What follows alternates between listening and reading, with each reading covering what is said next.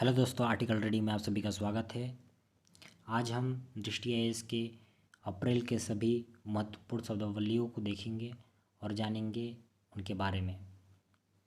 सबसे पहला इसमें है परिहार, रिमिशन। यह भारत के राष्ट्रपति को प्राप्त क्षमादान की शक्ति का ही एक प्रकार है। इसका अर्थ है दंड के आदेश की प्रकृति को बदले बिना दंड की मात्रा को कम कर देना। उदाहरण के लिए 5 वर्ष की कठोर कारावास को कम करके 2 वर्ष के कठोर कारावास में बदल देना।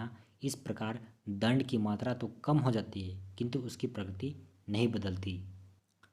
इसमें नेक्स्ट है महत्वपूर्ण शब्दावली प्रोटियोमिक्स। प्रोटियोमिक्स एक आधुनिक विज्ञान है जिसके अंतर्गत मानव शरीर में पाए जाने वाले प्रोटीनों की विभिन्न अवस्थाओं का एक ही समय में तीव्र गति से विश्लेषण किया जाता है तथा कोशिकाओं में प्रोटीनों की अंतःस्थिति व उसके परस्पर संबंधों का मानचित्र तैयार किया जाता है। इसे कैंसर व हृदय रोग जैसी बीमारियों को समझने, पोषण स्तर का अध्ययन करने, पौधों और उनकी प्रजातियों के लक्षणों को पहचानने तथा पौधों में आनुवंशिक भिन्नता का पता लगाने आदि में काफ़ी सहायता मिली है। इसे जानने में भी मदद मिली है कि किस प्रकार विभिन्न रोग उत्पन्न होते हैं तथा कैसे इनके विरुद्ध नई दवाइयाँ निर्मित की जा सकती है। नेक्स्ट है जैवमंडलीय आरक्षित क्षेत्र, बायोस्फीयर रिजर्व। प्राकृतिक और सांस्कृतिक दृश्य भूमियों का सम्मिलित रूप जो वृहद स्थलीय या जलीय परितंत्र को समाहित करता है, जैवमंडलीय आरक्षित क्षेत्र कहलाता है। किसी भी क्षेत्र को जैवमंडलीय क्षेत्र का दर्जा तभी मिल सकता है जब संबंधित देश की सरकार उसे नामित करे और यूनेस्को अपने MAB मैन एंड बायोस्फीयर कार्यक्रम के अंतर्गत उसे मान्यता दे। हालांकि ये उसी देश के क्षेत्राधिकार में होते हैं जहां वे अवस्थित होते हैं। नेक्स्ट है अधिकार परीक्षा। यह सर्वोच्च न्यायालय व उच्च न्यायालय द्वारा जारी की जाने वाली रिट का एक प्रकार है। शाब्दिक संदर्भ में इसका अर्थ किसी प्राधिकृत या वारंट के द्वारा है। इसे न्यायालय द्वारा किसी व्यक्ति के सार्वजनिक कार्यालय में अपने पद के दावे की जांच के लिए जारी किया जाता है अथवा किसी व्यक्ति द्वारा लोक कार्यालय के अवैध अधिकार को रोकता है। इसे मंत्रित्व कार्यालय या निजी कार्यालय के लिए जारी नहीं किया जा सकता है। नेक्स्ट है ग्रीन कार्बन। प्रकाश संश्लेषण की क्रिया द्वारा वातावरण के कार्बन डाइऑक्साइड से जो कार्बन निकलकर पौधों एवं मिट्टी में संग्रहित हो जाता है, ग्रीन कार्बन कहलाता है। यह वैश्विक कार्बन चक्र का जीवंत भाग है। पौधों एवं फसलों में यह कार्बन लघु जीवन अवधि के कारण थोड़े समय के लिए रहता है तथा कुछ समय बाद वे इस कार्बन को मुक्त कर देते हैं, परंतु वन के बायोमास इस कार्बन को कई सदियों तक संचित किए रहते हैं। नेक्स्ट है विराम, रिस्पाइट। यह भारत के राष्ट्रपति को प्राप्त क्षमादान की शक्ति का एक प्रकार है। इसका अर्थ है कि दंड पाए व्यक्ति की विशिष्ट अवस्था के कारण उसके दंड की कठोरता को कम करना। उदाहरण के लिए किसी विशिष्ट मानसिक जटिलता का सामना कर रहे व्यक्ति या फिर किसी गर्भवती स्त्री के मृत्यु दंड को आजीवन कारावास में बदल दिया जाना। नेक्स्ट है अवसंरचना, इंफ्रास्ट्रक्चर। आमतौर पर अवसंरचना से आशय उन बुनियादी ढांचे और सेवाओं से होता है जो किसी अर्थव्यवस्था के संचालन हेतु आवश्यक होते हैं। हालांकि इसकी कोई निश्चित परिभाषा नहीं है, लेकिन ऊर्जा, परिवहन, संचार, पेयजल उपलब्धता आदि जैसे कारकों को सम्मिलित रूप से अवसंरचना के अंतर्गत शामिल किया जाता है। जिस देश का अवसंरचना विकास जितना उन्नत होता है, वहाँ की अर्थव्यवस्था भी उसी अनुपात में विकसित होती है। नेक्स्ट है भूरा कार्बन, ब्राउन कार्बन। भूरा कार्बन एक प्रकार का एरोसेल है जो कि प्रकाश को अवशोषित करने वाला कार्बनिक पदार्थ होता है। इसका रंग भूरा और पीला होता है एवं यह विभिन्न स्रोतों जैसे बायोमास का जलना, औद्योगिक उत्सर्जन, जीवाश्म ईंधन का दहन, बायो एरोसोल तथा तारकोल जैसे पदार्थों के दहन से तथा वनस्पतियों द्वारा उत्सर्जित वाष्पशील कार्बनिक यौगिकों से उत्पन्न होता है। बायोमास के जलने के कारण भूरे कार्बन का उत्सर्जन प्रमुखता से हो रहा है।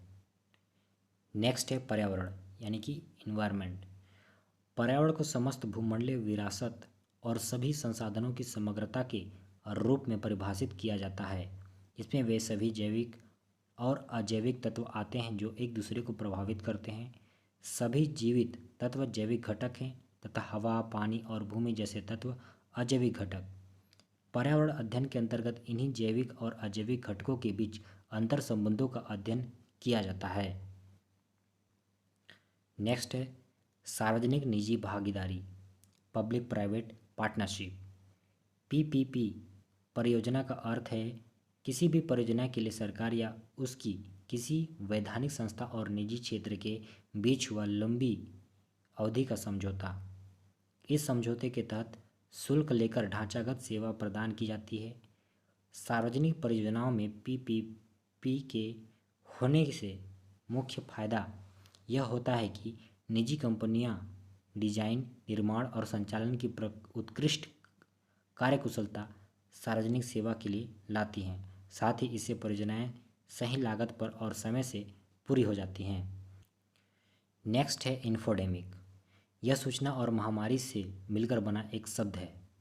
यह ऐसी स्थिति का सूचक है जब किसी समस्या के बारे में सही और गलत सूचनाओं की भरमार हो जाती है तथा आवश्यकता पड़ने पर विश्वसनीय जानकारी हासिल करना मुश्किल हो जाता है।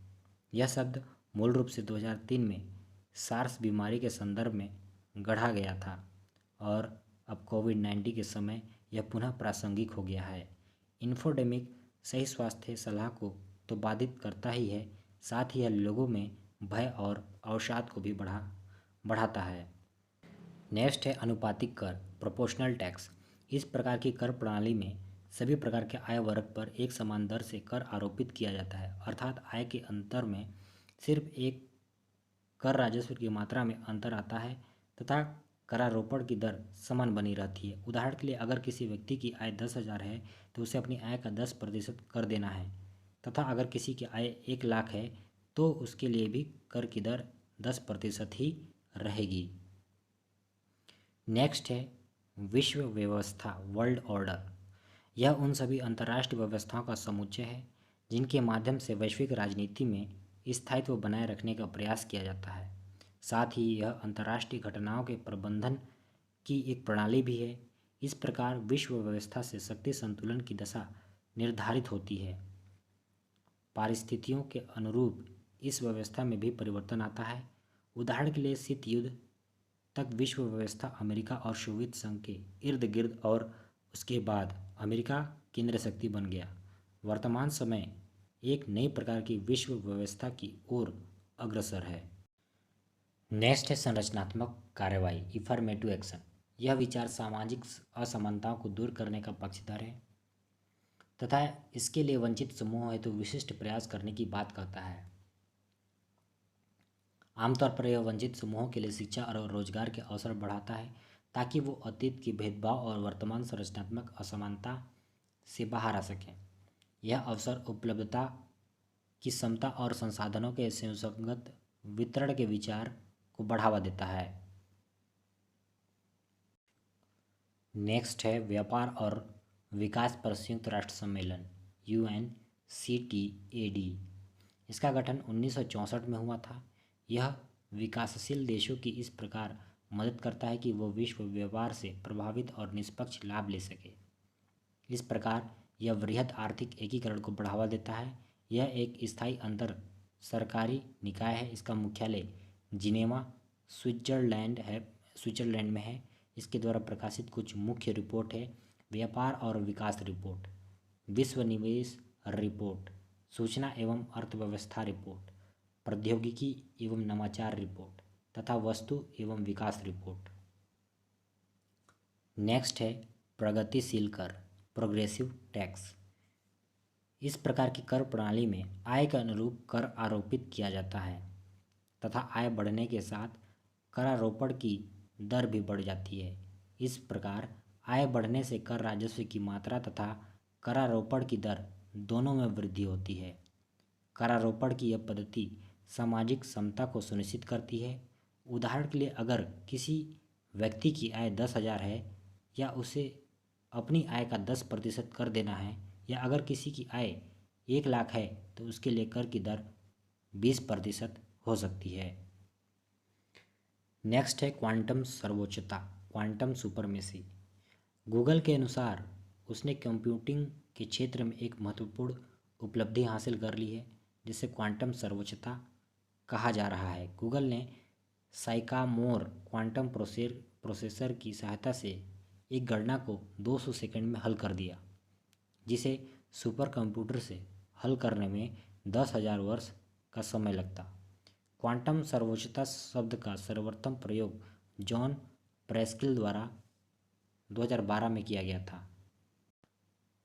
प्रजाति केंद्रिकता, एथनोसेंट्रिज्म। इस धारणा में अपनी संस्कृति को संदर्भ बिंदु मानकर दूसरी संस्कृतियों के तत्वों का विश्लेषण किया जाता है।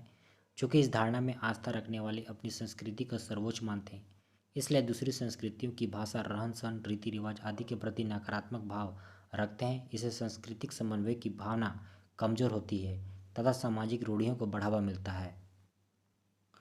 नेक्स्ट है कर्नाटक संगीत, कर्नाटिक म्यूजिक।